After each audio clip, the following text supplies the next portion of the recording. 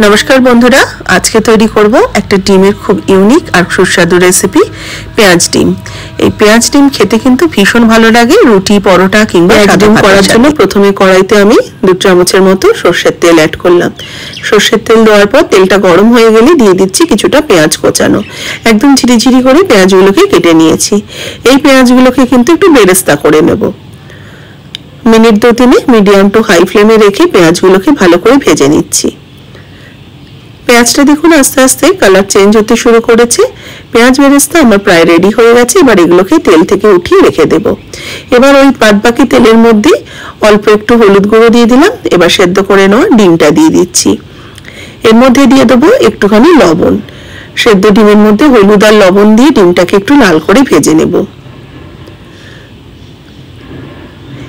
এইভাবে একদিন ডিমের এই রেসিপিটা করে দেখবেন, রুটি পরোটার সাথে ভীষণ ভালো লাগে, ভাতের সাথেও ভালো লাগে, বেশি কিন্তু ভালো লাগে রুটি পরোটার সাথে।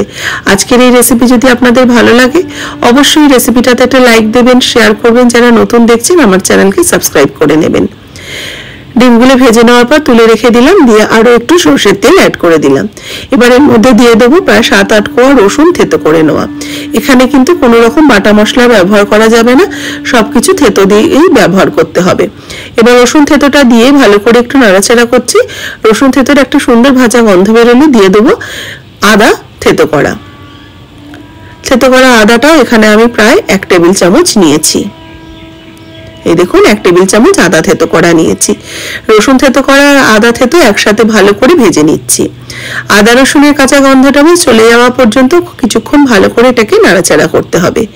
এবার একটু মোটা মোটা করে কেটে নেওয়া প্রায় 2 খানা পেঁয়াজের একটু বড় সাইজের পেঁয়াজ ভাজতে থাকবো। তবে খুব লাল করে এই পেঁয়াজগুলো ভাজবো না। আর এই পেঁয়াজটাকে কাটতে হবে কিন্তু একটু মোটা মোটা করে, মানে একদম ঝিরিঝিরি করে পেঁয়াজগুলোকে কাটলে হবে না। পেঁয়াজগুলো দেখুন আস্তে আস্তে নরম হতে শুরু করেছে। পেঁয়াজটা নরম হওয়া পর্যন্ত কিন্তু পেঁয়াজগুলোকে ভেজে নিচ্ছি। আঁচ কম রেখে পেঁয়াজগুলোকে মোটামুটি 2 থেকে 3 মিনিট পেঁয়াজগুলোকে ভেজে নিয়েছি। এবার কিছু চেরা কাঁচা লঙ্কা অ্যাড করে দিলাম। কাঁচা লঙ্কাগুলো পেঁয়াজের সাথে ভেজে নেব। কাঁচা লঙ্কার একটা সুন্দর মিষ্টি ফ্লেভার আছে, সেটা কিন্তু রান্নায় ভীষণ দরকার। এবার এর মধ্যে দিচ্ছি হলুদ গুঁড়ো 1/2 চা চামচ, কাশ্মীরি লঙ্কার গুঁড়ো 1/2 চা চামচ, জিরের গুঁড়ো 1/2 চা চামচ আর ধনের গুঁড়ো 1/2 চা চামচ। রেগুলার মশলাটা দিয়ে সামান্য একটু জল দিয়ে দিলাম। আর দেখুন পেঁয়াজটা কিন্তু একদম ভেজে নরম করে ফেলা বা খুব লাল করে ভাজার প্রয়োজন নেই, এরকম ঠিক মানে চেয়ে চেয়ে থাকবে এরকম জিনিসটা হবে। এবার একটু কিছুক্ষণ কষিয়ে নেওয়ার জন্য ঢাকা চাপা দিয়ে রাখলাম। পেঁয়াজ অনেকটাই কিন্তু গ্রেভির সাথে ভালো করে মিশে গেছে আর এটা সুন্দরভাবে মশলাটা কষানো হয়ে গেছে। এবার এর মধ্যে স্বাদ মতো লবণ অ্যাড করছি। লবণটা দিয়ে মশলাটাকে ভালো করে মিশিয়ে নিয়ে ভেজে রাখা ডিমগুলো দিয়ে দেবো। ভেজে রাখা ডিমগুলো দিয়ে এবার ভালো করে মশলার সাথে ডিমকে সুন্দরভাবে কষাতে থাকবো। বেশ ডিম আর পেঁয়াজ একসাথে সুন্দর ভাজা ভাজা হবে। এই মশলার সাথে ডিম আর পেঁয়াজ খুব সুন্দর করে ভাজা ভাজা হবে। এবার একটু ঢাকা চাপা দিয়ে রেখে দিলাম, একদম আঁচ কম রেখে। মিনিট 2 রেখেছিলাম যাতে ডিমের মধ্যে ফ্লেভারগুলো মশলার চলে আসে। আস্তে আস্তে কিন্তু এই মশলাটা সুন্দর একটা রং ছাড়তে শুরু করেছে আর তেলটাও বেরিয়ে এসছে।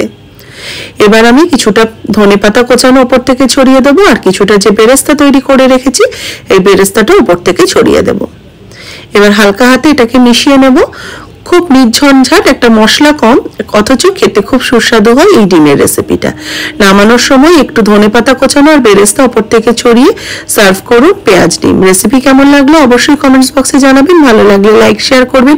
যারা নতুন দেখছেন আমার চ্যানেলকে সাবস্ক্রাইব করে নেবেন। ফেসবুক পেজের বন্ধুরা পেজটাকে অবশ্যই ফলো করতে ভুলবেন না। রেসিপিটা কেমন লাগলো সেটাও কমেন্টস বক্সে জানাবেন। আর কে কোথা থেকে দেখছেন আমার রেসিপি সেটা কিন্তু অবশ্যই করে কমেন্টস বক্সে জানাতে ভুলবেন না।